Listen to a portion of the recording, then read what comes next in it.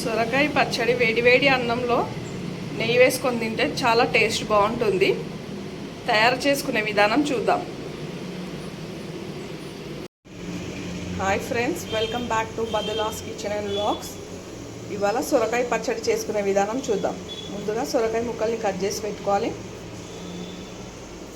పచ్చిమిర్చి, టమాటా, కొద్దిగా కొత్తిమీర, పుదీనా, 1 స్పూన్ జీలకర్ర, ధనియాలు, ఒక 5-6 వెల్లుల్లి రెబ్బలు, ఒక 4 స్పూన్ల నువ్వులు, కొద్దిగా చింతపండు.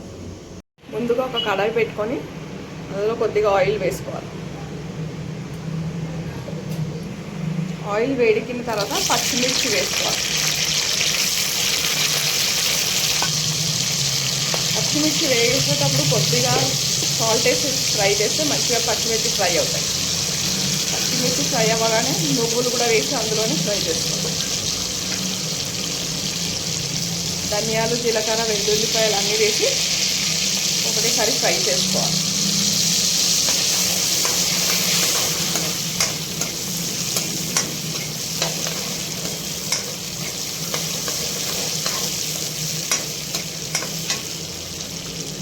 పచ్చిమిర్చి ఫ్రై అయిపోయినాయి కదా, ఇప్పుడు కొత్తిమీర, పుదీనా కూడా వేసుకొని కొద్దిసేపు ఫ్రై చేసుకోవాలి.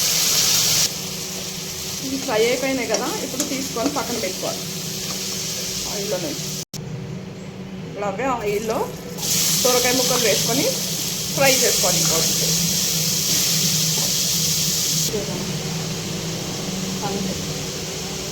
సొరకాయ మంచిగా ఆయిల్లో ఫ్రై చేసుకోవాలి, పచ్చి వాసన పోయే వరకు. ఇప్పుడు టమాటా ముక్కలు కూడా వేసుకొని ఫ్రై చేసుకోవాలి.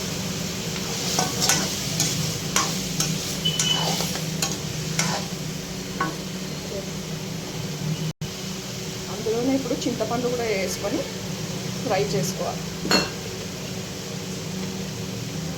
1 స్పూన్ అంత సాల్ట్ వేసుకొని అన్నీ మంచిగా పచ్చి వాసన పోయే వరకు ఫ్రై చేసుకోవాలి.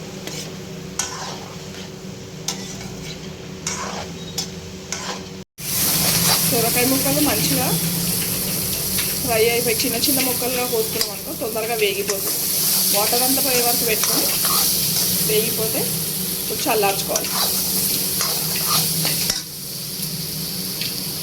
పచ్చిమిర్చి, కొత్తిమీర గ్రైండ్ అయిపోయింది కదా, ఇప్పుడు చల్లార్చుకున్న సొరకాయ ముక్కలు కూడా వేసుకొని బరకగా గ్రైండ్ చేసుకోవాలి.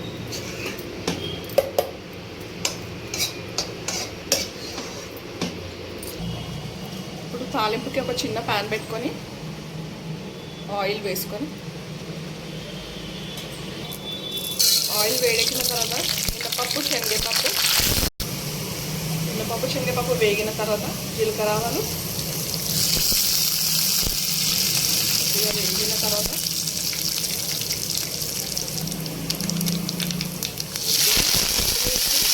కరివేపాకు కూడా వేసుకొని మంచిగా ఫ్రై చేసుకోవాలి. కొద్దిగా పసుపు కూడా వేసుకొని ఫ్రై చేసుకోవాలి.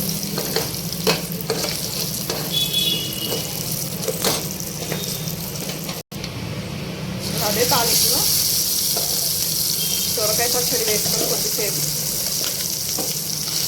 ఆయిల్లో వేసుకొని ఫ్రై చేసుకుంటే బాగుంటుంది.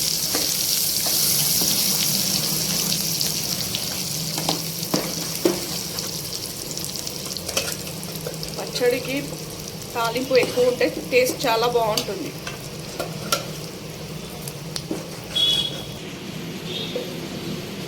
పచ్చడి రెడీ అయిపోయింది.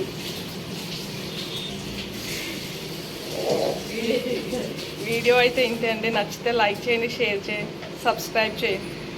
Thank you for watching.